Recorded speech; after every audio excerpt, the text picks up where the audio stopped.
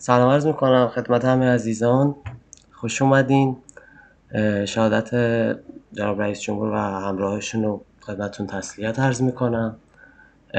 بنده محمد رضا پناهلو هستم، دبیر زبان شبکه نخبگان ایران و برای شما سلسله وبینارهایی رو تدارک دیدیم در راستای توانمندسازی دانشجوها و سایر علاقه‌مندان تو زمینه‌های مختلف و امروز هم خدمت دکتر قاسمی عزیز هستیم، دکترای ادبیات انگلیسی و نظریات انتقادی از دانشگاه لیل فرانسه، عضویت علمی دانشگاه کاتولیک لیل، مدیر پژوهش انستیتو ارتباطات و رسانه لیل و موضوع جلسمون هم ارائه اکادمیک به زبان انگلیسی است. دکتر جان سلام، جلسه رو در اختیار شما قرار میدم و در خدمت هستیم. خیلی خوشحالم از آشنایی. شما. صدا و تصویر من رو دارن همه دوستان؟ بله الان اوکی هستش. بعد اسلایدهای منم میبینید شما؟ بله کاملا. خیلی متشکرم از دعوتتون و خیلی خوشحالم که میتونم امروز در خدمت شما باشم، یه ذره راجع به این بحث ارائه آکادمیک یا علمی به زبان انگلیسی چی هست، به چه دردی میخوره، چه خصوصیاتی داره. در همین ابتدای کار چند تا نکته رو خیلی سریع بگم که من قبلا این اکادمیک انگلیش درس میدادم خیلی وقت پیش. الان یه کمی دورم از این. جان به نمایندگی از شما و گروهتون به من گفتن که حالا همچین پلتفرمی هست و گفتم حالا شاید یه کمکی باشه. الان کارم تدریس اکادمیک انگلیش نیست، اما کار الان من خب به ارتباطات خیلی ربط داره. همونطور که شما گفتید یعنی حوزه پژوهش و تحقیق من ارتباطات هست، کمیونیکیشنز هست. خلاصه این باز ربط پیدا میکنه به مقوله ما که بالاخره ارائه آکادمیک، ارائه کردن یکی از انواع ارتباطات مؤثر است دیگه، effective communication. درست. به همین منوال حالا با این دو تا کس گفتم شاید یه بحث مفیدی واسه دوستان اینجا داشته باشه. نکته دومی که من بگم بهتون، همونطور که شما گفتید حوزه فعالیت پژوهشی و تدریس من حوزه علوم انسانی، علوم اجتماعی هست که فرق کنه، ماهیتش فرق کنه با کاری که پابلیک شما میکنه، به شکل خودتون که توی حوزه پزشکی و بهداشت و پابلیک هلت و این چیزا ممکنه باشید. حالا این رو گفتم، اما بالاخره یه کامن گراوندی هست بین این رشته‌های بزرگ ها، ساینس و هیومانیتیز، و اون اساس خیلی میخوام باهاتون در میون بذارم یه ذره امروز و امیدوارم اون مفید باشه. هرچند به نظرم خیلی فکر خوبیه که بعداً در مرحله دوم به یک کسی هم بگید که کارش پزشکی و بهداشت و اینا باشه که اون هم صحبت بکنه راجع به خصوصیات ویژگی‌های به خصوصی که توی presenting academic papers in medicine مثلا یا in public health که خب مشخصا خب اونم داستان خودش رو داره. اما حالا به هر رو اون چیزایی که امروز میگم امیدوارم مفید باشه و بالاخره یک کامن گراندی هست که اون چیزای اساسی رو امروز با هم نگاه می‌کنیم. خیلی از چیزایی که میگم بهتون شاید واسه بعضی از دوستان گفتم حالا اینجا بذارمش توی پرزنتیشن هم که حداقل یه ارائه کلی و نسبتاً کاملی باشه. خب خیلی ممنون ازتون. با اجازهتون من دوربین رو به کم خاموش می‌کنم که کیفیت وبینارم بالاتر باشه. خیلی ممنون. بسیار مرسی. خب اولین کاری که کلا توی پرزنتیشن آدم باید بکنه، توی پرزنتیشن یه ذره فرمال مثل اینجوری، اینه که ساختار پرزنتیشن آدم بگه. من هم چون که دارم الان یه پرزنتیشن به شما میدم، ساختار پرزنتیشن رو باید هم اول بگم. توی این حالا چند دقیقه که با هم هستیم 7 مورد با هم نگاه می‌کنیم راجبه خیلی کوتاه راجبه مفهوم ساینتیفیک علمی و اکادمیک یه ذره صحبت می‌کنیم که اینه یعنی چی، چون خیلی وقتا میگن ساینتیفیک پرزنتیشن یا اکادمیک پرزنتیشن، شاید واسه خیلی‌ها این روشن نباشه که این تفاوت‌ها و شباهت‌هاشون چی هست این دو تا مفهوم.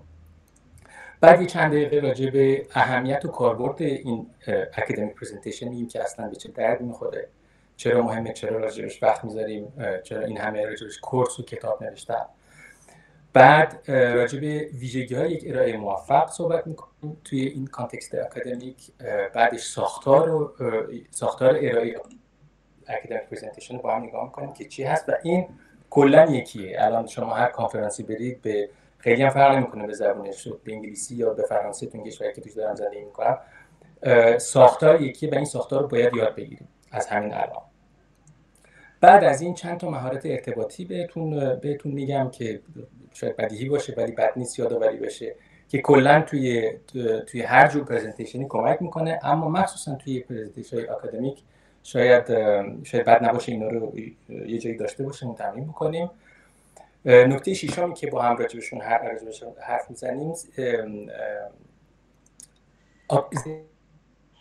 این اکادمیک انگلیش چی هست اصلا، چه خصوصیاتی داره، چند تا مثال با هم دیگه نگاه میکنیم، فرقش با انگلیسی محاوره‌ای رو نگاه میکنیم و در آخر هم یه چند تا منبع به درد واسهتون میزنم، اونایی که قبلا خودم کار میکردم تو دانشگاه و به نظرم خوب بود در اختیار شما میذارم و بعدش هم سعی میکنم که همونجا تموم بکنم که بتونید سوالی چیزی اگه داشته باشید شما مطرح کنید. خب حالا راجع به اولین نکته‌ای که توی لیستم بود یه ذره صحبت بکنیم که وقتی میگیم ساینتیفیک با اکادمیک چه فرق میکنه. خب وقتی که راجع به ساینس علم حرف میزنیم شاشون اگه نگاه بکنیم تفاوتاشون هم روشن میشه. خب ساینس از کلمه یونانی جفتشون هم ساینس هم اکادمیک از ریشه‌هاشون یونانیه مثل همه چیز توی فرهنگ غرب.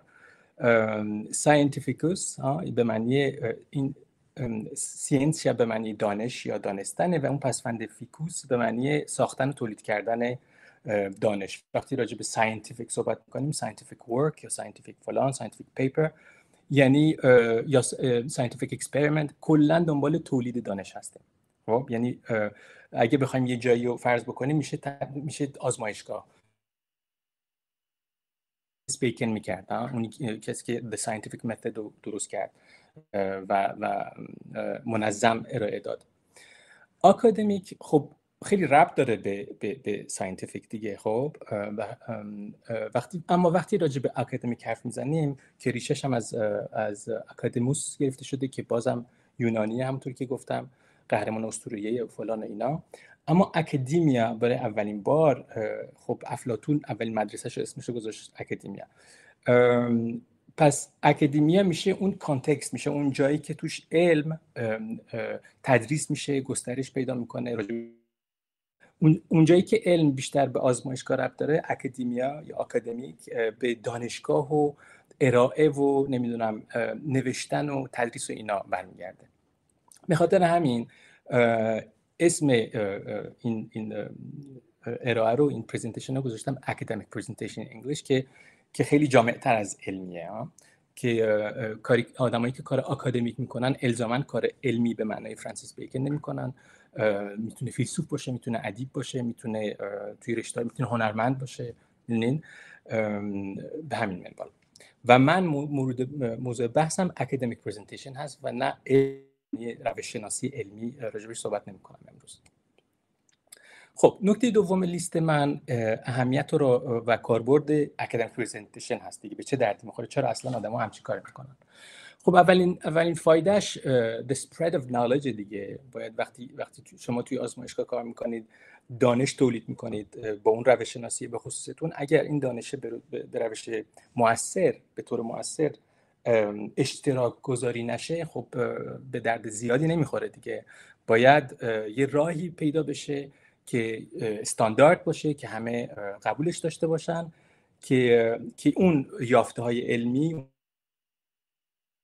دانشگاهی مثلا در اشتراک همه قرار بگیره، که همه بتونن ازش استفاده بکنن و بشه یه فورم، بشه یه جایی که اینا رو مورد بحث قرار داد و اون درخت دانش رو گسترش بده آدم، اون استعاره معروف. اگر اینم نباشه خب علم خیلی پیشرفت نمیکنه دیگه. شما فرض بکنید اگه پابلیکیشن و کنفرانس و همایش اینا نبود، اونایی که توی روسیه کار میکردن یا اونایی که توی ایران کار میکردن یا اونایی که توی چین و اینا کار میکردن با هم ارتباط برقرار نمیکردن و هر کدوم واسه خودش کار میکرد دیگه. و وقتی علم واقعا پیشرفت میکنه که یه دیالوگی بین دانشمندا اتفاق بیفته و برای درست کردن این دیالوگ بهینه سازیش اینطور هست که یک زبون استانداردی درست بکنیم، یک فرم استانداردی درست بکنیم که هممون قبولش بکنیم و خوشبختانه یا بدبختانه انگلیسی شده این فرم و شما هر دانشمندی باشید بخواید در سطح بین‌الملل یافته‌هاتون رو مطرح بکنید، بتونید شرکت بکنید تو این بحثا، باید این فرم رو یاد بگیرید و به اجرا بذارید. دومین فایدهش خیلی شخصیه، یعنی اونجایی که فایده واسه علم بود یه فایده خیلی شخصی واسه خود اگر شما نتونید به صورت مؤثر کاراتون ارائه بدید، خب جدا میشید از جامعه و فرصت‌های شغلی که میتونه واسهتون اتفاق بیفته اونجا در اختیار شما قرار نمیگیره دیگه. خیلی وقتا مخصوصا دانشجوی دکترا که یاد میگیرن کم کم با استاد راهنماشون میرن توی کنفرانس‌های بین‌المللی، خیلی وقتا اصلا هدف اصلی این شبکه سازیه دیگه، نتورکینگه که با آدم آشنا بشن که بعداً بتونن بالاخره یه کاری پیدا بکنن یه جایی. این تجربه شخصی خودم بوده، تجربه شخصی خیلی از آدمایی که میشناسم شرکت کردن تو این کنفرانس‌های بین‌المللی و بدون دونستن چاه و راه ارائه موفق خیلی شانس زیادی برای گرفتن پست‌های آکادمیک بعداً ندارید اگه هدفتون پست‌های آکادمیک باشه بعداً. و یه فایده دیگه‌ای هم داره که وقتی که ما هی پرزنتیشن آماده بکنیم، هی ارائه بدیم و اینا، مهارت‌های ارتباطی اون شخص بهتر میشه خود به خود.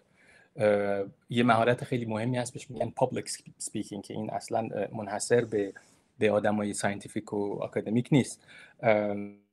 بیشتر یاد بگیرید که چجوری با یه جمع صحبت بکنید، خودش یه مهارته که هم اعتماد به نفس انسانو میبره بالا، هم خودش راجع به خودش انسان یه چیزی یاد میگیره و کلا چون که آدم مجبوری که ساختارمند صحبت بکنه تو اینجور موقع، باعث میشه که کلا آدم دنبال این باشه که ساختارمند فکر بکنه، ساختارمند حرف بزنه و اینا. پشت اینم کلی نظریه و داستان هست که رابطه زبان با فکر یه رابطه خیلی جالبیه که بدون زبان ما نمیتونیم فکر بکنیم. اصلا فکر کردن تو خود زبانه، تو خود فرم زبانه. و هر چقدر ما زبانمون رو ساختار بکنیم، فکر ما هم ساختارمندتر میشه و روشن‌تر میشه واسه خودمون. خب حالا نکته سومی که روی لیستم بود این بود که حالا که میدونیم به چه دردی میخوره ارائه آکادمیک، ویژگی های یک ارائه آکادمیک موفق چیه؟ توی انگلیسی 3 تا آیتم هست که راجبش همیشه صحبت میشه تو اینجور موقع و اینم هم به ارائه شفاهی تطبیق پیدا میکنه، هم به نوشتن پیپر. که شما وقتی راجع به چیزی حرف میزنید توی کانتکست آکادمیک یا علمی، اگه بخواد به درد بخور باشه باید روشن باشه و باید کنسایز باشه. باید حالا توی ذهنم نیست معادل درست کلمه کنسایز، نباید خیلی طولانی باشه، لف و دوران آدم نباید بکنه، باید کنسایز باشه، باید تو د پوینت باشه. یعنی حرفی که داری و باید به صورت کوتاه‌ترین ممکن و روشن‌ترین ممکن و ساختارمندترین ممکن مطرح بکنی. حالا از این 3 تا کلمه میتونیم مثلا 5-6 تا ویژگی در بیاریم. اولیش وضوح و شفافیته، همون کلاریتی. زبونی که ازش استفاده میکنیم باید روشن باشه، باید ساده باشه، نباید کی اصطلاحات و مفاهیم خیلی تکنیک استفاده بکنیم اگر جاش نباشه. اگه بتونیم جملاتی که صحبت میکنیم رو از ساختار خیلی کامپلکس استفاده نکنیم، ولی جملاتمون کوتاه‌تر باشه به جای جملات بلند. مثلا ابزارهای بصری، the visual tools خیلی مهمن. اگر شما فیلسوف نباشید، چون فیلسوفا وقتی حرف میزنن نیاز به اسلاید ندارن معمولا، چون که دنبال آرگومنت. هرچند توی کنفرانس‌های فلسفه هم برید، بازم الان اینجوری شده که حتی اونام بیشتر و بیشتر از اسلاید و اینا استفاده میکنن. اما واسه کاری که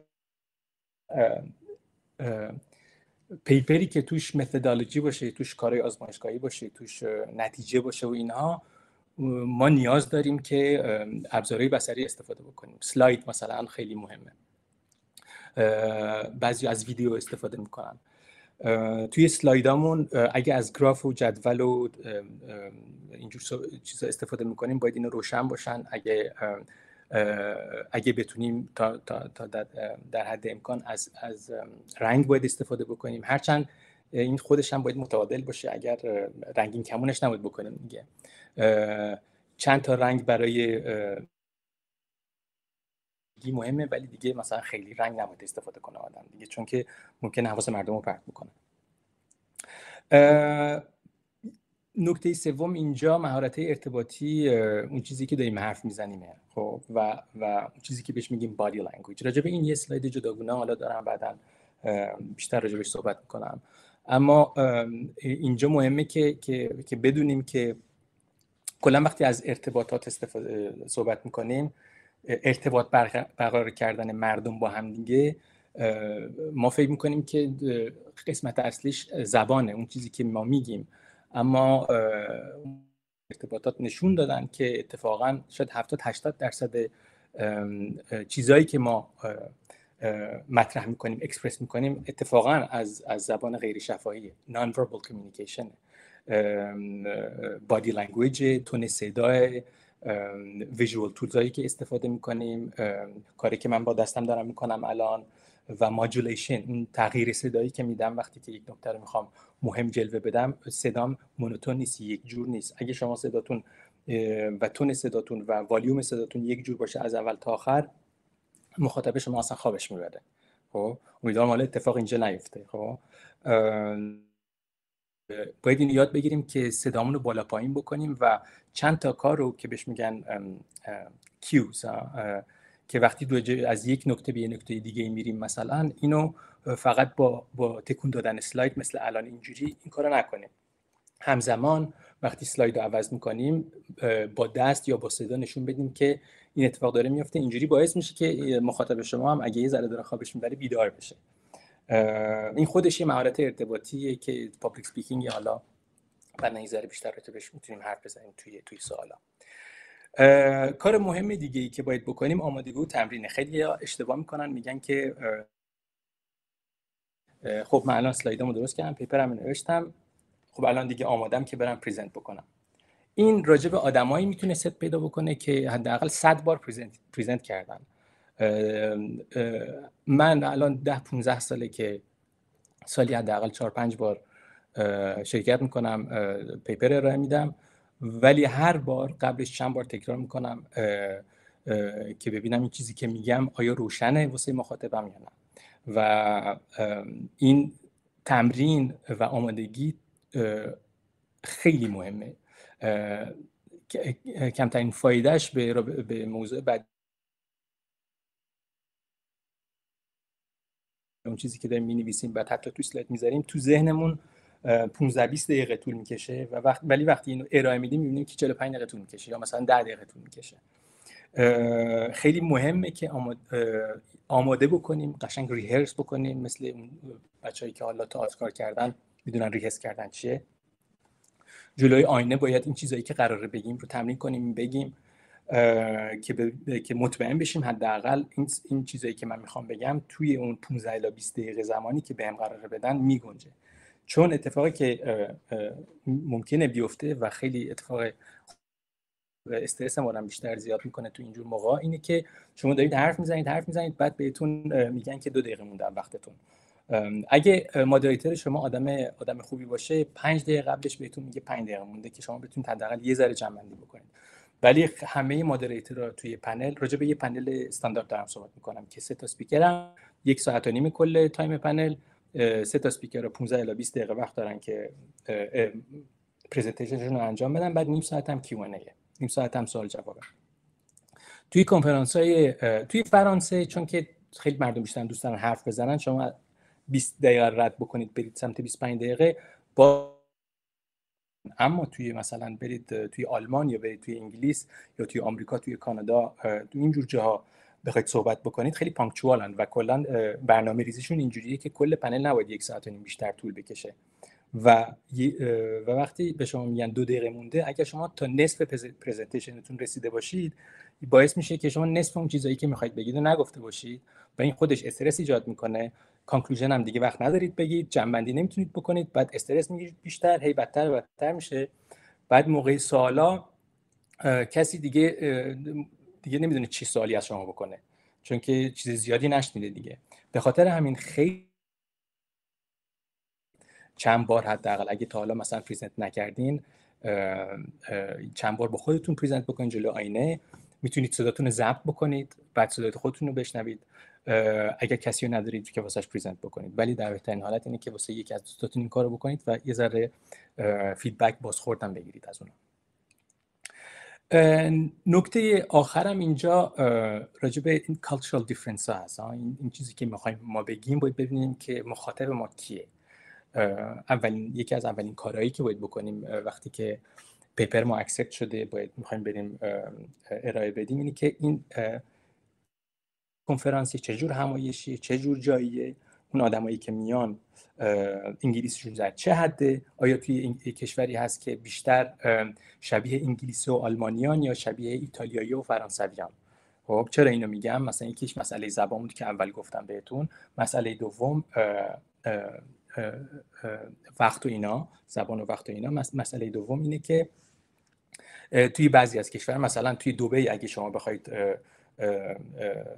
توی امارات یا قطر بخواید پرزنت بکنید، خب اینا کشورهایی هستن که توش تعارف و اینجور چیزا بیشتره مثل ماها.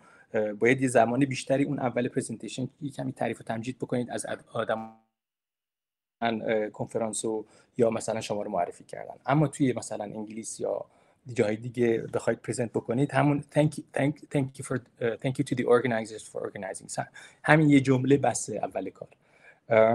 این چیزا مهمه. بعد سطح دانش اون آدمایی که قراره بیان راجع به موضوع تخصصیتون هم خیلی مهمه، باید بدونید چقدر میدونن. چون که اگر شما مثلا یه کنفرانس دارید که موضوعش یه بحث آزمایشگاهیه و اینا راجع به مثلا قلب، اما کنفرانسی که میخواید راجبش توش ارائه بدید بیشتر پابلیک هلثه. خب خیلی از آدمایی که توی پابلیک هلث کار پزشک نیستن، شاید خیلی چیزایی که شما میخواید بگید، اون اصطلاحاتی که میخواید بگید، باید اونا رو کمتر حتی بگید، یا اینکه مثلا به جای 16 تا کانسپت مثلا 3 تا کانسپت رو بردارید بگید که بتونید وقت کافی رو داشته باشید که بتونید اونا رو کمی باز بکنید واسهتون. همزمان باید اینو هم در ذهن داشته باشید که بیشتر از 20 دقیقه هم وقت ندارید. خب این از این. حالا وقتی گفتیم ساختار یک پرزنتیشن خوب، یک پرزنتیشن آکادمیک خوب، یک ساختار به خصوصی داره و باید ساختارمند باشه، اینجا از هر جور ساختاری صحبت نمی‌کنم. ساختار یک ارائه آکادمیک، یک ارائه دانشگاهی، یه ساختار نسبتاً ثابت داره که خیلی اینجا حتی فرقی نمیشه گذاشت بین اینکه آیا اگر مقالتون توی پزشکی باشه یا توی فیزیک اتمی باشه یا توی مثلا جامعه شناسی. این یکی از نمونه اون چیزایی که اول گفتم بهتون، این که یه قاعده شاملی باید ما داشته باشیم که هممون قبولش داشته باشیم که بتونیم باهاش یه دیالوگ ایجاد بکنیم. این یک نمونهشه که وقتی که شما میخواید راجع به موضوع تخصصتون کار بکنید توی قالب یه پنل دیسکاشن توی کنفرانس، حداقل 8 تا اسلاید داشته باشین. چرا میگم حداقل؟ چون که ممکنه لیتریچر ریویوتون مثلا 2 تا اسلاید باشه، یا شاید مثلا وقتی راجع به متد و روش شناسیتون صحبت میکنید 2 تا اسلاید داشته باشین. ولی من بهتون این پیشنهاد میکنم که در حد امکان بیشتر از 8 تا اسلاید نداشته باشید، چون که وقت نمیکنید راجع به همه اسلایداتون به اندازه کافی صحبت بکنید. شما 15 الی 20 دقیقه اگه وقت داشته باشید، خیلی آدم هنر بکنه 8 تا اسلاید رو آماده میکنه که بتونه راجع به هر کدوم از اسلایدها 2 دقیقه حرف بزنه. یعنی اینجوری میشه آدم تمرین بکنه و اینجوری. حالا بعضی جاها پنل‌ها کمی فهم کنم، مثلا توی فرانسه یه سری کنفرانس هست که 2 روزه است، بهش میگن ژورنه d'étude.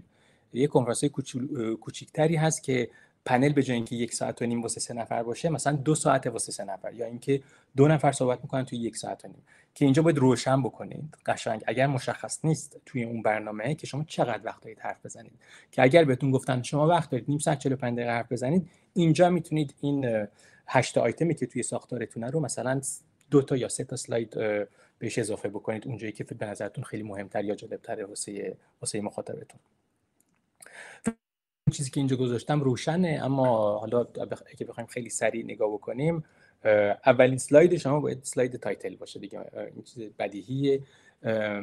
باید تیتر ارائهتون اونجا باشه، باید اسمتون اونجا باشه، باید افیلیشن شما مشخص باشه که شما مثلا از اگه وابسته به آزمایشگاه ساختاری دانشگاهیت اونجا باید مشخص باشه، و اینکه بد نیست حالا تاریخ اونم بذاریم. اگه تاریخش هم بذاریم این بیشتر نشون میده که شما این پرزنتیشن رو به خصوص واسه این کنفرانس گذاشتین و اینجوری نیست که یه پرزنتیشنی که مثلا قراره 4 جا بذارید. کلا قشنگتره که آدم تاریخو بذاره. اگر مثلا یه جای لوگوی اون کنفرانس هم یه جا توی این اسلاید اولتون بذارید که من، یعنی اینجوری نشون میدید که من پرزنتیشن رو به خصوص واسه این کنفرانس درست کردم. کلا ارگانایزرها همچین چیزی رو دوست دارن، بیشتر ترجیح میدن. بعد یه دونه اسلاید اینتروداکشن داریم که اینجا یه اسلاید میذارید که توش ریسرچ کوئسچنتون رو میذارید، یعنی اون سوال اصلی که قراره بهش پاسخ داده بشه توی این پرزنتیشنه. و هدفتون توی این اسلاید اول، اسلاید اینتروداکشن، باید هدفتون از این پرزنتیشن مشخص بشه. حالا توش توی این نویسید دیگه، یعنی اسلاید بعد اسلایدیه که من الان دارم بهتون نشون میدم، چون که اینجا الان کنفرانس نیست من میتونم به خودم اجازه بدم که همچین اسلایدی بهتون بدم، بیشتر حالت کلاس درس داره. خب اما اگه قراره شما توی کنفرانس همچین اسلایدی بدید، مردم نمیخونن این چیزا رو، یا اگه قراره بخونن دیگه به حرف شما گوش نمیدن. یه اسلاید خوب اسلایدیه که مثلا 4-5 تا کیورد داشته باشه، بقیه‌اش یه دونه ایمیج بذارید، یه مثلا جدولی بذارید و اینا، که بتونید حرف بزنید که مردم شما رو نگاه کنن، نه اینکه فقط اسلاید شما رو نگاه بکنن. خب بهترین حالتش اینه که مثلا 2 تا بولت پوینت درست بکنید، یا اینکه یه سوال رو مطرح بکنید، سوال اساسی و ریسرچ کوئسچنتون رو، بعدش مثلا 3 تا بولت پوینت بزنید که اینا میگید هیپوتزای شما، که اینا حالا کلمه دقیق هایپوتزیس رو نمیدونم به فارسی، ولی حتما میدونید رو چه دارم صحبت میکنم. اینجا خیلی مهم هست که تو همین قسمتی که داریم راجع به اینتروداکشن حرف میزنیم، توی پرزنتیشن هستید، خیلی این اشتباه میکنن که آوتلاین رو نمیگن.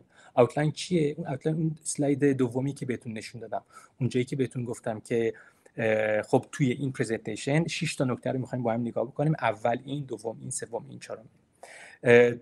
توی پرزنتیشن اگه این کارو نکنید، مخاطبش نمیدونه کجای داستان هست.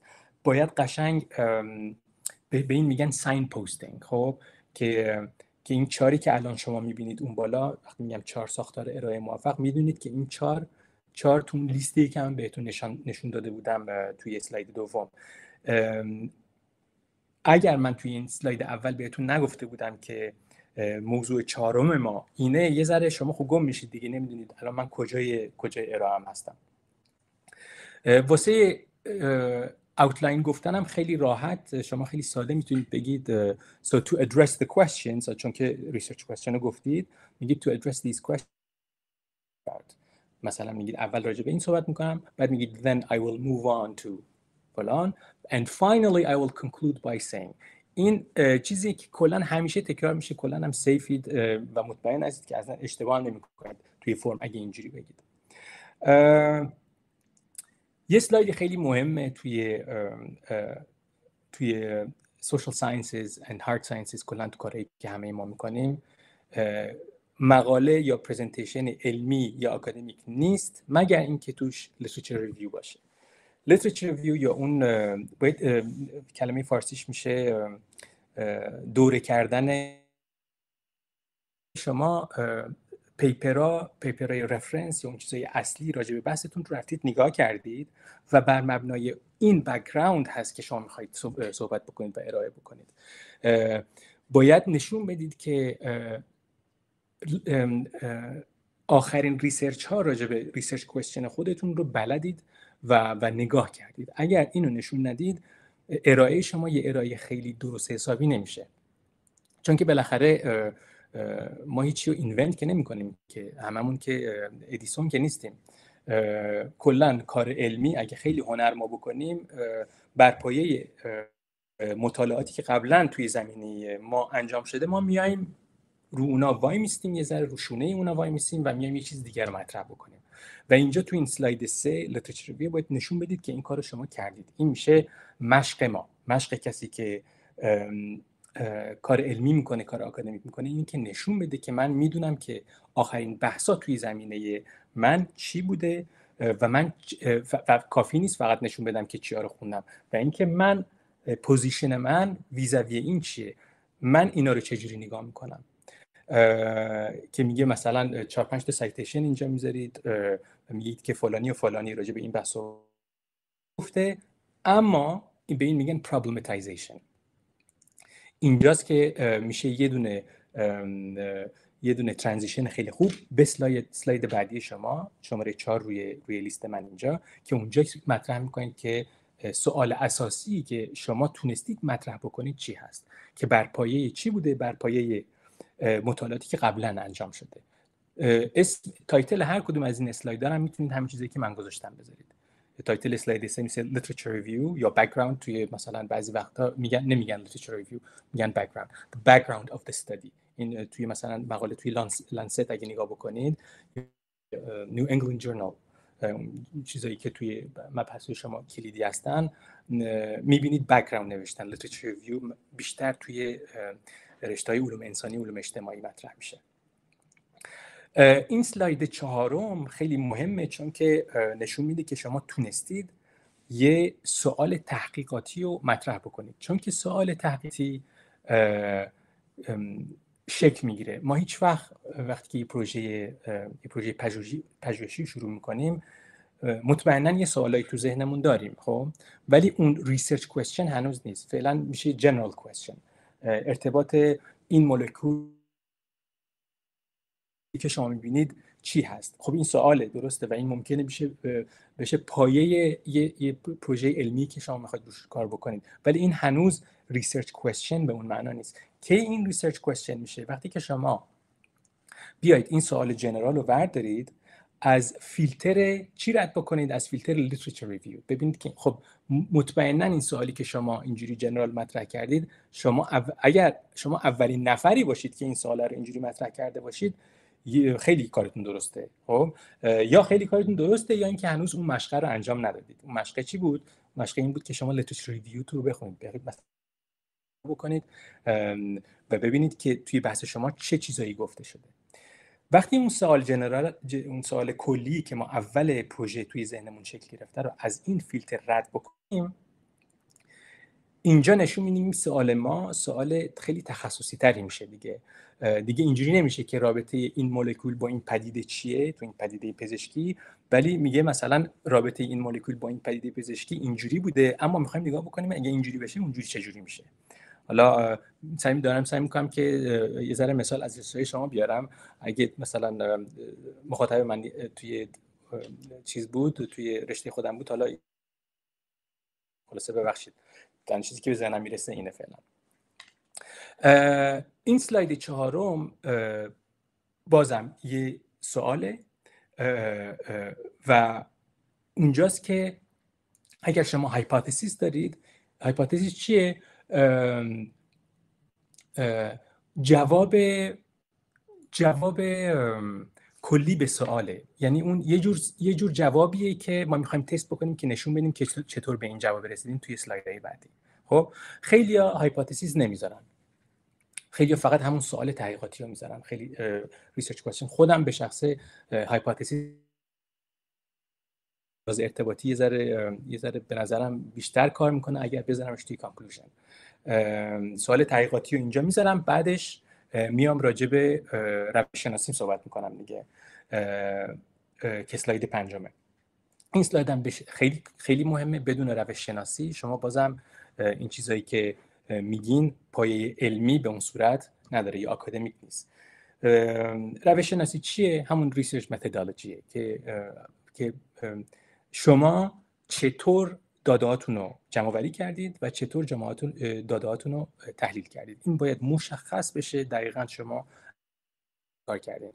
اما نمیید اینجا نیم ساعت راجعش حرف بزنید. خب اینا رو میتونید در حد 3 تا نکته 3 تا بولت پوینت بگین، بعد اینو جا بذارید واسش که توی Q&A توی اونجایی که ازتون سوال میکنن که اینو بیشتر بست بدید. پس اینجا یه دونه اسلاید هم بیشتر نمیذاریم، میگیم که جمع‌آوری data collection analysis the data was collected using فلان فلان فلان. واسه تحلیل داده‌هاتون هم از چه برنامه‌ای استفاده کردید، از چه برنامه کامپیوتری مثلا استفاده کردید، که توی بحث شما حالا توی کوانتیتیتیو کوالتیتیو خیلی بشناسید، چون که خب مخاطبم به خصوص خب بچهای پزشکی و پابلیک هلت و اینا هستن. هرچند توی پابلیک هلت دیدم که بعضی از دوستان کوالتیتیو ریسرچ انجام میدن که میشه، نمیدونم تو فارسی چی میشه، ببخشید من خیلی وقت توی راجع به چیزای جدید فارسی حرف نمیزنم، ولی فکر میکنم مشخصه که منظورم چی هست. خلاصه توی این اسلاید پنجم باید مشخص بشه که شما داده‌هاتون از کجا آوردید، چجوری تحلیل کردید. خب بعد مستقیم میرید توی اسلاید بعدی، اونجا اسمش هم میذارید ریزالتس.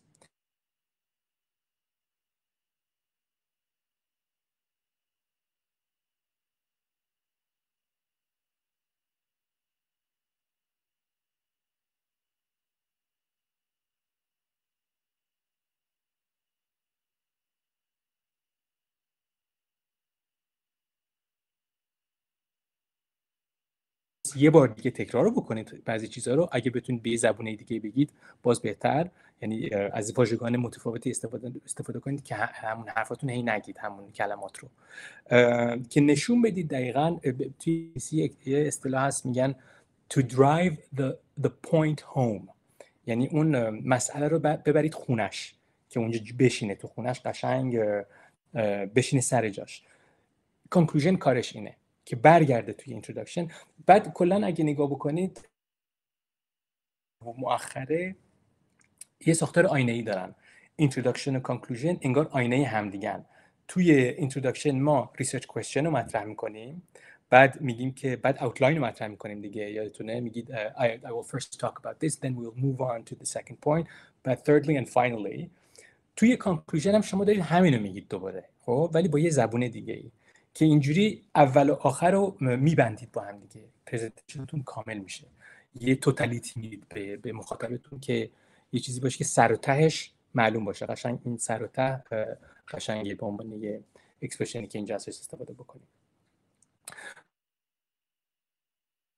میخوان مطرح بکنن بهتون که اینجوری اتفاقی که میفته اینه که شما پشت سر هم 3 نفر 15 الی 20 دقیقه حرف میزنن توی کنفرانس‌های حداقل تو رشته ما، بعدش نیم ساعت Q&A هست واسه سوال جواب با 3 تامی که توی پنل بودن، که بد نیست انتیسیپیت بکنید، از پیش بینی بکنید سوالایی که قرار ازتون بپرسن. و معمولا اینجور جاها سخت‌ترین سوالایی هستن که راجع به روش شناسیتون ازتون میشه، که اینجاست که باید روش شناسیتون درست انجام داده باشید، که دقیقاً از چه روشی باید بدونید که از چه و این رو بدونید که آیا روش‌های دیگه‌ای هم وجود داره که ما بتونیم از داده‌هامون رو بخوایم تحلیل بکنیم، تجزیه بکنیم یا نه. و اگر همچین چیزی هست باید قشنگ اینا رو یادداشت بکنیم و اینا رو مطرح بکنیم و باید نشون بدیم که چرا از این روشی که من استفاده کردم بهترین روشه، چون ممکنه یک کسی دیگه ای اون روشی که شما استفاده کردید استفاده نکرده باشه، بعد واسه سوال باشه که شما چرا از اون روش خودش استفاده نکردید. اینجا باید آماده باشید که جواب بدید که این روشی که شما مثلا میگید برای موضوع من به اندازه این روشی که من استفاده کردم مفید نبوده. اینو باید قشنگ بتونید کنید. حالا چه اتفاقی میفته اگر از شما یه سوالی بکنن شما جوابش بلد نباشید؟ خب بستگی به سوال داره دیگه. اگر سواله و بستگی داره که شما تو چه سطح علمی باشید. اگر دانشجوی دکترا باشید ازتون یه سوالی بکنن و شما نتونید جواب بدید، خب خیلی مسئله خاصی نیست. اما اگر استاد تمام باشید توی دانشگاه خیلی مثلا مهم، بعد ازتون یه سوال راجع به روش شناسی بکنن، اینجا بلد نباشید توضیح بدید، یه کمی خب خوب نیست، جالب نیست دیگه. حالا اینو گفتم، بعضی وقتا اتفاق میفته که آدم ازش یه سوالی میشه که ندونه و این اگر اتفاق بیفته هیچ مشکلی نیست مثلا، ولی خب بهتره آدم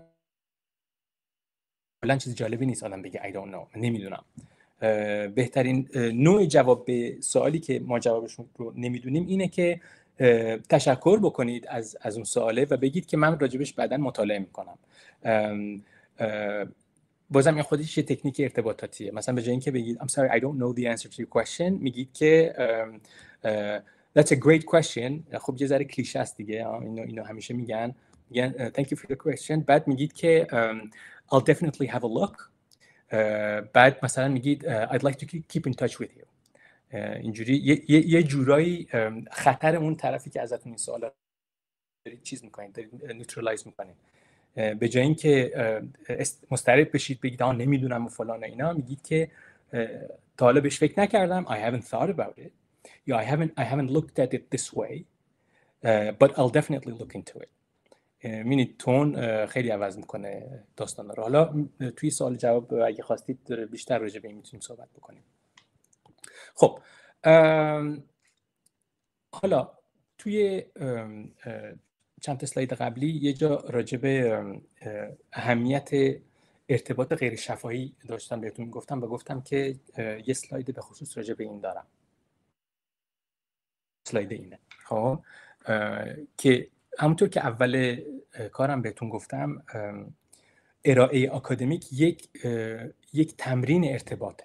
خب یک جور ارتباط خیلی خیلی مهمه و یکی از مصداق‌های ارتباط مؤثره، اون چیزی که بهش میگن effective communication. خب شما وقت زیادی ندارید، باید قشنگ کار کرده باشید. مطمئناً اونجوری که ما صحبت میکنیم توی یه همایش علمی با اونجوری که ما صحبت میکنیم دور میز شام، حتی اگر راجع به همون موضوع باشه، قاعدتاً متفاوته. حتی اگر ما همون چیزو داریم میگیم، توی کانتکست آکادمیک، تو اون بستر همایش علمی، ما چند تا چیزو باید رعایت بکنیم که اون چیزی که داریم میگیم توسط مخاطب ما مورد فهم قرار بگیره و اینکه ما یه ایمیج درست حسابی از خودمون بدیم. خب چون که بهتون گفتم اول کار، آدما نمیرن توی همایش‌های بین‌المللی که فقط درخت دانش رو بزرگتر بکنن، هر چند هدف اصلی اینه، باید این باشه، ولی بیشتر وقتا ما میریم توی همایش که کار پیدا بکنیم دیگه، که درست حسابی از خودمون بدیم که یه ذره ایمپرس بکنیم کسی توی مخاطبات دنبال یه دانشجوی دکترایی باشه، دنبال یه پست‌دوکی باشه، یا توی دنبال یه کار آکادمیک، که ما به چشم بیایم که ما رو ببینه که درست میتونیم صحبت بکنیم. کلا ما آدما توی انگلیسی یه ضربون مثلی هست، میگن don't judge a book by its cover. کتابو با جلدش قضاوت نکنید. اتفاقا ما انسان ها موجوداتی هستیم که خیلی خیلی we judge the book by the cover. خیلی وقتا توی کتاب فروشی هم که میریم یه کتاب میخوایم چون از جلدش خوشمون میاد و حالا متاسفانه اینجوریه.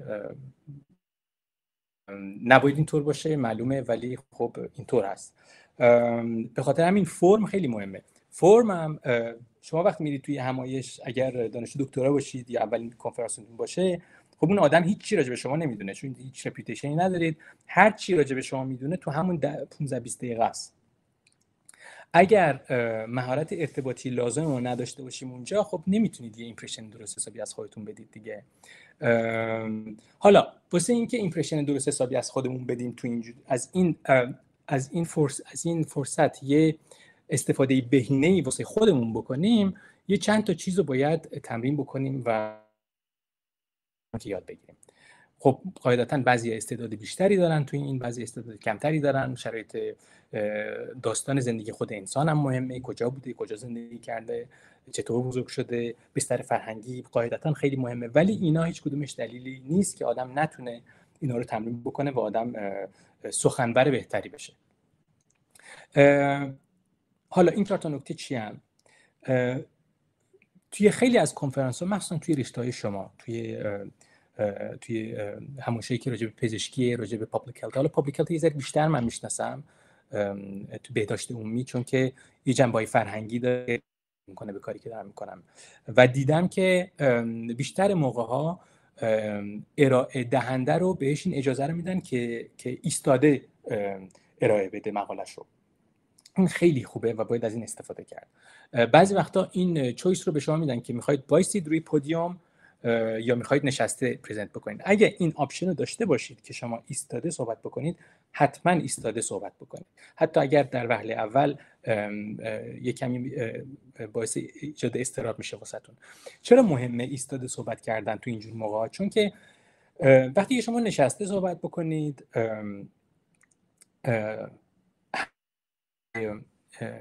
ویژوال کیوز یا نمیدونم ساین پوستینگ که بهتون گفتم که مثلا از یه موضوع بخواید برید یه موضوع دیگه، به لحاظ فیزیکی شما محدودید وقتی میشینید دیگه. شما نمیتونید از بدنتون خیلی استفاده بکنید وقتی که نشستید.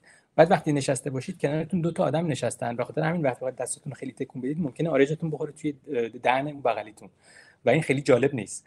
اما وقتی شما ایستاده صحبت بکنید، معمولا ایستاده که صحبت میکنید روی پودیومه که اون آدم پنلیستای شما نشستن اونور، شما کل پودیومو دارید، میتونید از دستاتون استفاده بکنید و میتونید یه ذره راه برید. یعنی مثلا نه اینکه برید بیاید، چون اما میتونید با فرم بدنتون یه ذره بازی بکنید. مثلا وقتی استایل عوض میکنید، هم صداتون رو ماجولیت میکنید و همین که بدنتون یه ذره تکون میدید. مثلا میگید now let's move on، من میتونید برگردید نگاه بکنید اینجوری بگید let's move on to the second point.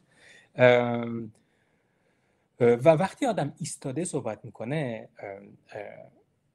کلا اینجوریه، فضای بیشتری آدم اشغال میکنه توی اونجا و وقتی شما فضای بیشتری اشغال بکنید اعتماد به نفستون هم میره بالاتر. این فایده دومش. فایده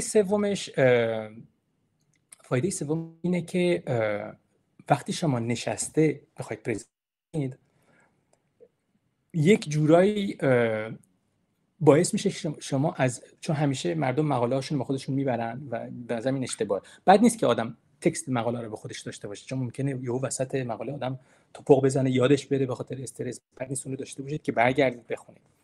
ولی وقتی شما نشسته باشید و نتونید زیاد از فضایی که بهتون داده شده استفاده بکنید، اتفاقی که میفته اینه که بیشتر آدما شروع میکنن از رو خوندن به جای اینکه ارائه بدن.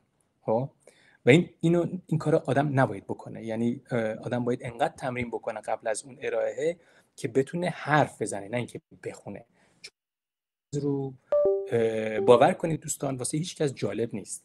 یعنی من الان اگر به جای اینکه بیام باهاتون حرف بزنم راجع به این موضوع و اینو بهتون ارائه بدم، اگه از رو میخوندم مطمئنا سر 5 دقیقه 10 دقیقه نصفتون خوابتون میبرد و اصلا شاید مثلا میرفتید روی گوشیاتون. امیدوارم الان روی گوشیاتون نباشید البته.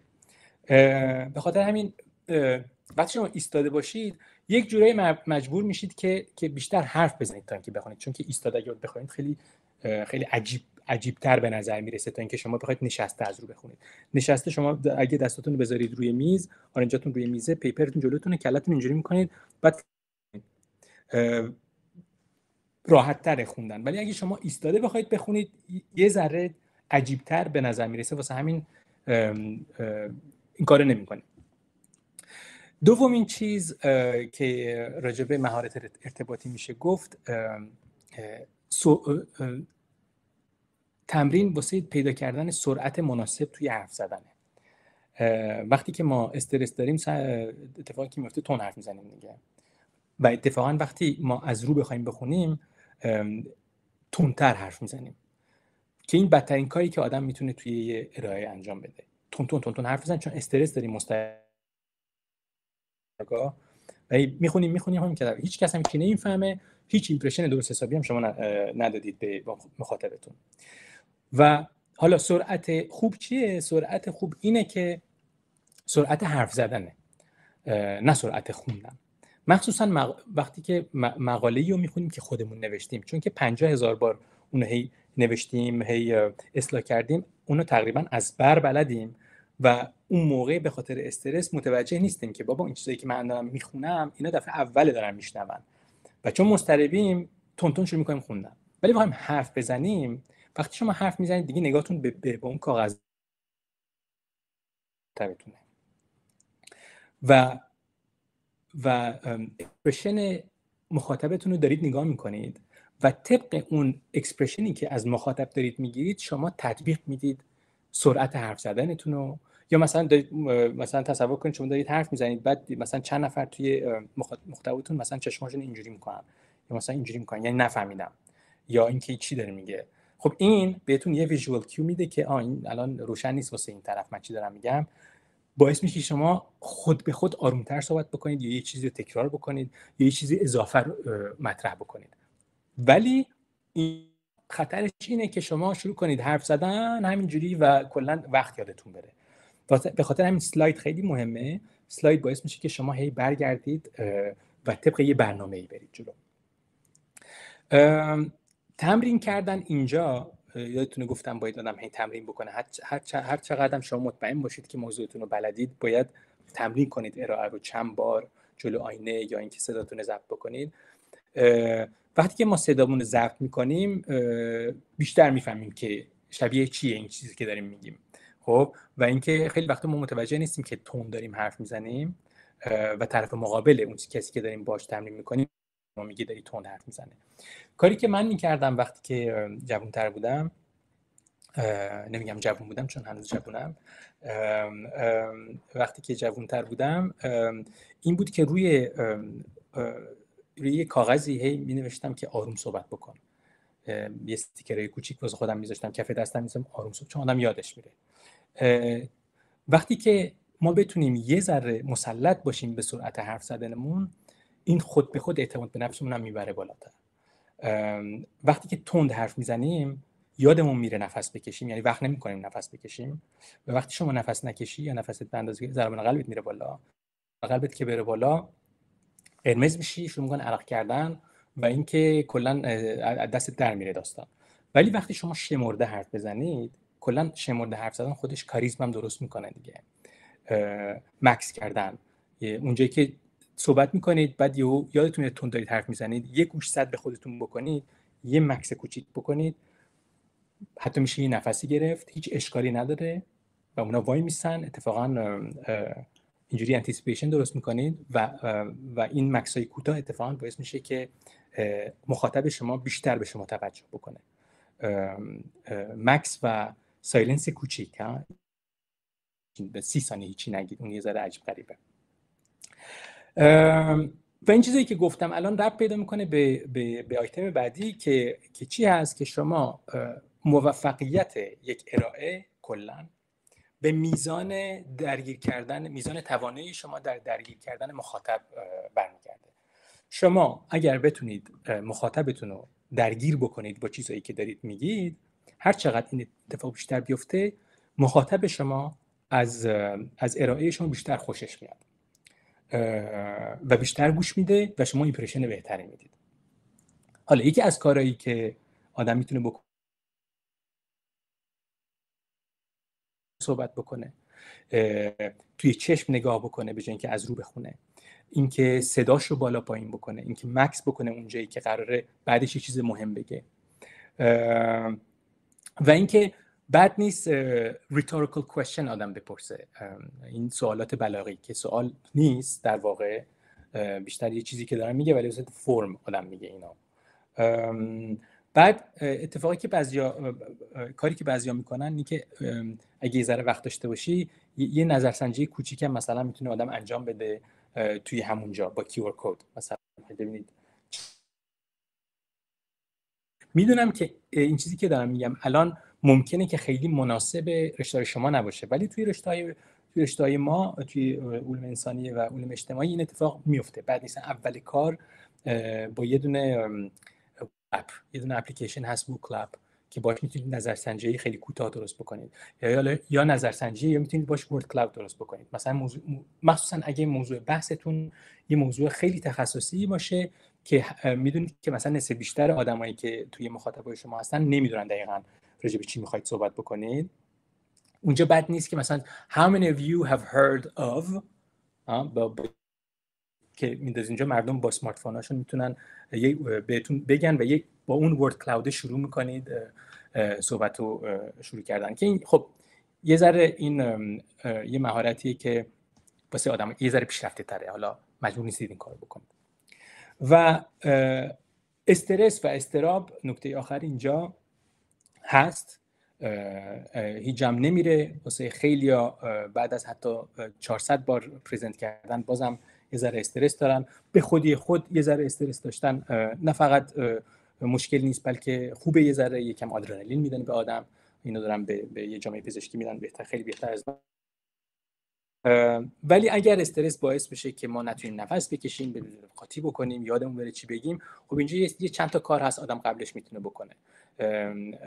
مثلا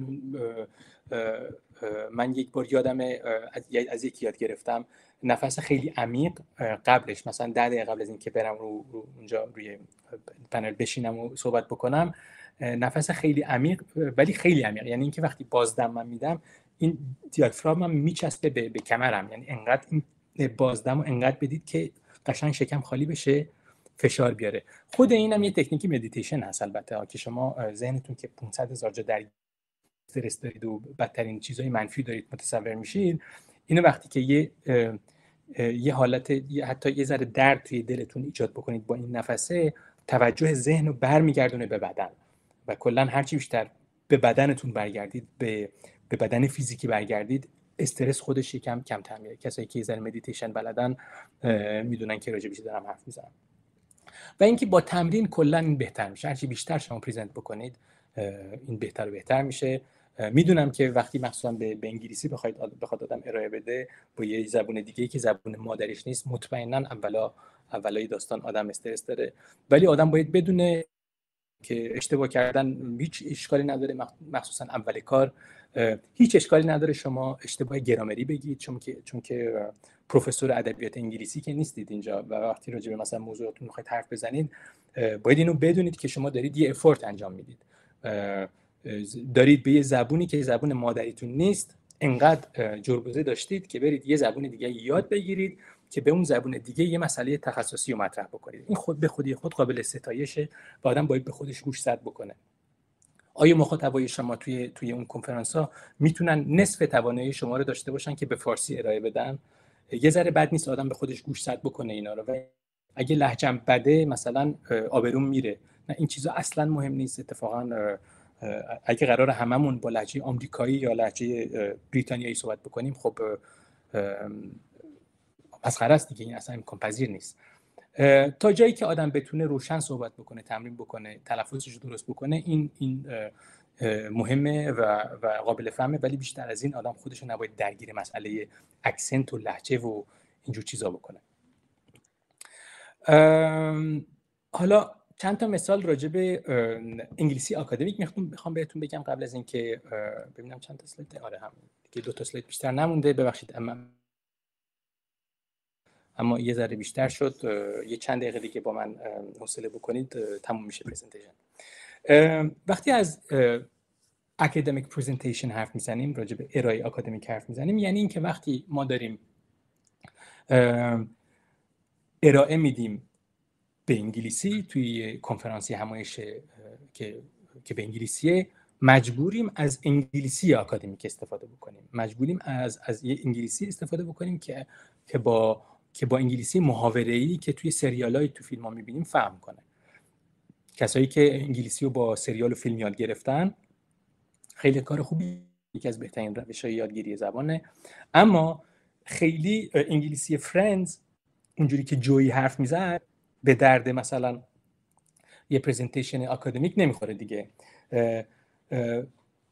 همونطور که من الان اونجوری که باهاتون دارم حرف میزنم، خب نوع کلمه‌هایی که استفاده میکنم، تون صدام و ساختار اون جمله‌هایی که دارم بهتون میگم با با تون و گرامر و کلمه‌ای که با دوستان مثلا حرف میزنم اون موقع فهم میکنه. اینم راجع به انگلیسی هم ست میکنه. خب و این انگلیسی اکادمیک، این انگلیسی دانشگاهی یا انگلیسی علمی، اینجا میتونیم اکادمیک علمی رو به یه معنا استفاده بکنیم، هیچ مشکلی نداره، با هم با انگلیسی محاوری فهم کنه. حالا یعنی چی فهم کنه؟ توی یه چیزی هست بهش میگن فرمالیتی، یعنی تو شکلش فهم کنه، رسمی تر انگلیسی اکادمیک، واژگانش فهم کنه، تونش فهم کنه. تون به معنای این که وقتی شما یه چیزی رو دارید میگید، تونش باید سرد باشه، باید واقعی باشه، باید فکچوال باشه، توش نباید ایموشن باشه، توش احساس و اینا نباید باشه. مثلا این که شما بگید plants use sunlight to make their food، خب این خیلی جالب نیست واسه یه کنفرانس اینجور صحبت کردن. خب به جاش باید مثلا یه چیزی گفت مثل the experiment demonstrated. ببینید demonstrated به جای یه کلمه‌ای که توی انگلیسی اکادمیک استفاده میشه. significant به جای اینکه آدم بگه مثلا important یا big، there is a big difference، به جاش میگید there is a significant difference. یه مثال دیگه مثلا میگه به جای اینکه بگید I want to talk about how climate change affects where animals move، نیست که آدم اول پرزنتیشن توی یه جای همایش بگه. این چیزی که شما دارید یه کافه میخورید با دوستتون، اینو میگید اینجوری. به جای این باید به جای اینکه بگید آی راجع به خودتون صحبت بکنید، یه کاری بکنید که اینطور باشه که پیپرتونه که داره حرف میزنه، پژوهشتونه که داره حرف میزنه، نه شما. به جای اینکه بگید I aim to investigate، میگید this study یا this paper یا this project aims to investigate the impact of climate change on migratory patterns یا فلان اینا. و کلن کلمه‌ای مثل I think, I believe و اینجور آدم سعی میکنه که این چیزا رو نگه زیاد، چون که وقتی به مزی که شما میگید I think, I believe یا I really think، خب این بیشتر ذهنیه دیگه. و کلا توی بحث‌های اکادمیک ما کل کارمون اینه که سابجکتیو نباشه و ابجکتیو باشه، بیشتر راجع به کار باشه تو خودمون. و اگه ما بگیم I think مثلا توی نوشتن، شما اگه مثلا یه پیپر رو دارید می‌نویسید، به هیچ وجه نباید بگید I think یا I believe. ولی توی واسه تمرین کردن حتی سعی کنید که از این فعلا استفاده نکنید، یا به عقیده من که این میشه از این کلمه استفاده کرد موقعی سوال و جواب که شما پرزنتیشنتون تموم شد، چند تا سوال جواب میشه، بعد اونجا یکم جا بازتر میشه واسه اینکه بگید شما نظرتون راجع به چیه. اونجا حالا میشه گفت I think یا I believe. ولی کلا این چیزی که نباید آدم زیاد استفاده بکنه. خب این آخرین سلاید منه یا یکی مونده به آخر که حالا توش چند تا منبع به درد بخور واسهتون گذاشتم راجع به بحث انگلیسی اکادمیک، که این 4 کتابی که بالا میبینید کتابی که خودم استفاده میکردم توی اون زمانی که انگلیسی اکادمیک کار میکردم دانشگاه اینجا. خیلی خوبن. این کمبریج اکادمیک انگلیش واسه چند تا سطح گذاشته، از اینترمدییت تا اپر اینترمدییت تا ادوانسد گذاشته. شما اگر سطح زبانتون مثلا متوسط به بالاه، میتونید از سبز شروع بکنید یا حتی برید سمت اون اپر اینترمدییت یا ادوانسد. و در آخر کلا آدم اگر بخواد انگلیسیش بهتر بشه، کلا باید بیشتر بخونه، بیشتر گوش بده، بیشتر حرف بزنه. یعنی دیگه چیز راه دیگه ای نیست. اون آدمایی که بهتون میگم میبینمشون بعضی موقع روی اینستاگرام که گرفتن زبان در نمیدونم 2 ماه، نمیدونم یاد گرفتن فلان در این، ممکنه راجع به چیزایی ست بکنه ولی راجع به یاد گرفتن زبان اینجور چیزا ست نمیکنه. یاد گرفتن زبان یه چیزی پروسه طولانیه، نسبتاً طولانی، یعنی بستگی داره چقدر کار بکنید و هرچی بیشتر شما خودتون رو در معرض اون زبان قرار بدید بیشتر یاد میگیرید. این یه بچه کوچیک، ما هممون زبان مادریمون رو نه توی کلاس زبان یاد گرفتیم، نه توی مدرسه. زبان مادریمون رو توی خونه یاد گرفتیم، 2 سال فقط گوش دادیم، بعدش شروع می‌کنیم حرف زدن، اشتباه می‌کنیم، پدر مادر یا معلم درست می‌کنه و همینجوری یاد میگیره. یه پروژه طولانی مدته و هرچی بیشتر ما با اون نوع زبانی که مورد بیشتر در معرضش قرار بگیریم، یعنی بیشتر بخونیم، بیشتر گوش بدیم، قاعدتاً زودتر پیشرفت میکنیم.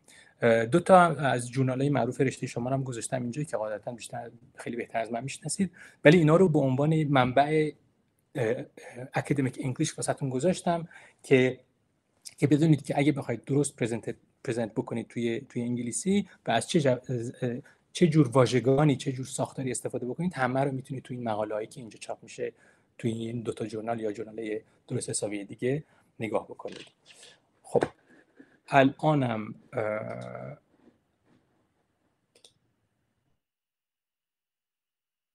من در خدمت شما هستم. ببخشید یه ذره طولانی شد.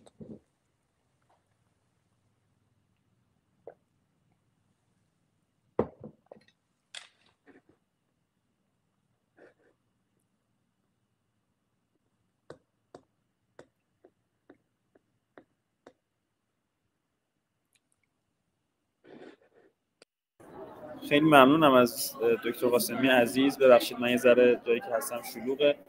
دوستان اگه لطف کنن دستشون رو بالا بگیرن و اجازه بگیرن، من دسترسی میکروفون رو بهتون میدم که انشالله سوالاتتون رو بپرسید.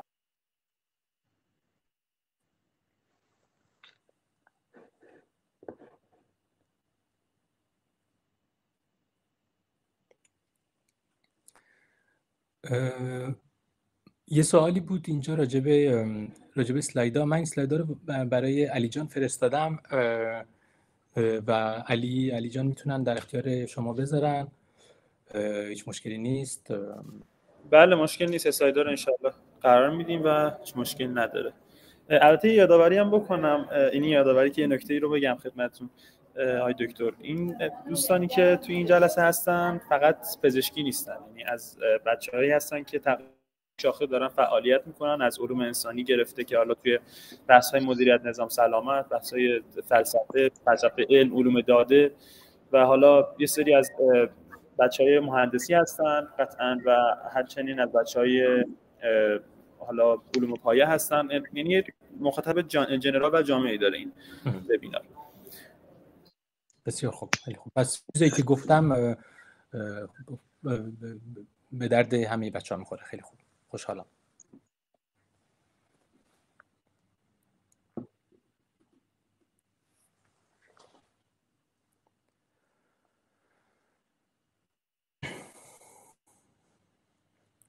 نمیدونم آیا یزدانی من هر کاری میکنم اتصال میکروفون شما اوکی نمیشه. حالا الان صدای من رو داری؟ بله الان صداتون هست.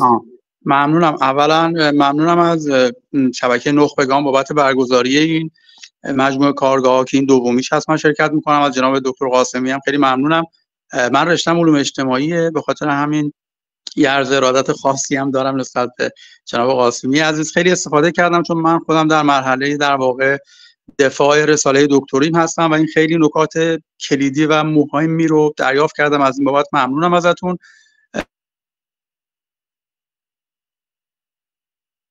دکتریم دارم، خواستم که ببینم آیا راه ارتباطی وجود داره که ما بتونیم یه سری اطلاعات و کمک‌هایی لازم داریم توی این حوزه بعد جلسه، حالا ایمیل یا چیزی که از طریق ادمین باشه ارتباط داشته باشیم با شما جناب قاسمی. ممنونم. ممنونم از شما و خوشحالم که همکاری داریم اینجا توی حوزه کاریمون. من این اسلایدی که الان می‌بینید کانتکت گذاشتم، یه لینک تریه که شما اگر اینو توی براوزرتون بذارید دسترسی پیدا می‌کنید به اون کانالایی که من توش کار می‌کنم. هم از تلگرام میتونید پیام بدید یا توش ایمیل منم هست، رو اینستاگرام هم حتی میتونید بهم پیام بدید. خوشحال میشم که اگه بتونم کمکی بکنم حتما. و حتی مثلا خیلی وقته اگر راستش بخواید قبلا چند سال پیش یه کانون دیگه ای بود که مثل شما کار خیلی خیلی خوب میکرد واسه بچه‌ای که تو ایران هستن، ولی از اون موقع تا الان دیگه متاسفانه فرصتی نشده با بچه‌های ایران کاری بکنم و خیلی خوشحال میشم که اگه فرصتی بشه بتونم کمکی بکنم، منابعی در اختیارتون بذارم. یک کانال تلگرام هم دارم اتفاقا که قابل دسترسی نگاه بکنید. که توش خیلی از منابع اونجا گذاشتم واسه سمینارهای قبلی و تو این کانال تلگرام هم PDF این منابعی که اینجا گذاشتم هم اگه مفید بود واسهتون میتونم بذارم. بسیار ممنونم جناب قاسمی، خیلی بحث مفیدی بود، استفاده کردید. ممنونم از لطف شما. ممنون از لطف شما، متشکرم. توضیح هم بدم خدمت شما دوستان و مخاطبین عزیز. همونطور که آقای دکتر گفتن ایشون اصلا فیلد کارشون فیلد رسانه هست، ارتباطات هست الان و توی حوزه علوم اجتماعی خیلی بیشتر فعالیت میکنن تا حوزه انگلیسی آکادمیک و حالا ادبیات انگلیسی. یه بحثی که قبل از جلسه با دکتر داشتیم، ایشون گفتن که خیلی خوشحال میشن اگه دوستانی علاقه‌مند به این حوزه و فیلد هستن حالا میتونن به آیدی ادمین شبکه نخبگان هم پیام بدن و حتی اگه بشه و اگه دوستان متمایل بودن و آقای دکتر لطف کنن وقتش گرانبهاشون رو در اختیار ما قرار بدن، ما یک انجمنی رو حتی راه بندازیم و حالا حتی اگه به مرحله انجمن هم نرسه، شاید حالا در حد یک کار پژوهشی باشه، شاید خیلی کار بزرگی نباشه، ولی خب حتی اگه یک گام هم باشه واسه پیشرفت دوستان، این فرصت هست. آقای دکتر هم به کرات گفتن به بنده خیلی کار بکنن و دانش روزشون رو که حالا ما بعضا ازش محروم هستیم رو در اختیار بچه‌ها قرار بدن. و همینطور اگه ایده‌ای دارید، اگه حس می‌کنید که ممکنه این حالا بحثی که دارید یک کاری رو بشه باش استارت زد، کاری کرد و یک حالا پلتفرمی رو احتیاج دارید واسه پیاده سازی ایده‌تون، حالا ما میتونیم این قضیه رو اوکی بکنیم و حالا انشالله در خدمت آقای دکتر هم خواهیم بود.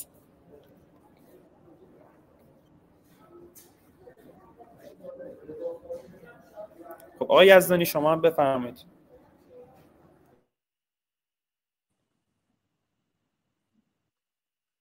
بابت که گفتید حتما در ارتباط خواهیم بود، انشالله که بتونیم از این در واقع منابع ارزشمندی که داریم در خارج از ایران استفاده بکنیم و واقعا ممنون سخاوت استادم هستیم این وقتی که میذارن. امیدوارم که ما هم بتونیم در واقع به خوبی استفاده بکنیم از این منابع ارزشمند. عرض ادب و احترام و تشکر. ممنونم از شما علی جان. در ادامه صحبت‌های علی جان که گفتن حالا اگه بتونم یه کمکی بکنم چه بهتر، و دو طرف هست اون چیزی که میخوام بگم. خیلی من میدونم توی زمینه ارتباطات خیلی خوب دارن کار میکنن، ولی متاسفانه من باهاشون اصلا وصل نیستم و حیفه واقعا. توی دوره لیسانس یادمه به زمانی که دانشگاه علامه بودیم ارتباطات خیلی رشته خیلی جدیدی بود، اون موقع نسبتاً جدید بود و از همون موقع خیلی فعال بودن. استادای خیلی خوبی هست و قاعدتاً من هم یاد میگیرم از کاری که توی ایران داره انجام میشه. قاعدتاً ایران به خاطر غنای فرهنگی و سیاسی و نظریش حتی استادای خیلی خوبی هستن توی ایران که واسه گفتن داره و شاید این یه پلتفرمی بشه با کمک این شبکه و این کانون که شاید یه کارگروهی درست کرد، یه مجموعه سمینارهایی درست کرد، یا حتی میشه گروه‌های خونی درست کرد، یه سری سمینار میشه درست کرد که یک ذره وصل بشن بچه‌هایی که تو این زمین دارن کار میکنن با اتفاقی که اینجا داره میفته. خلاصه کار خیلی میشه کرد.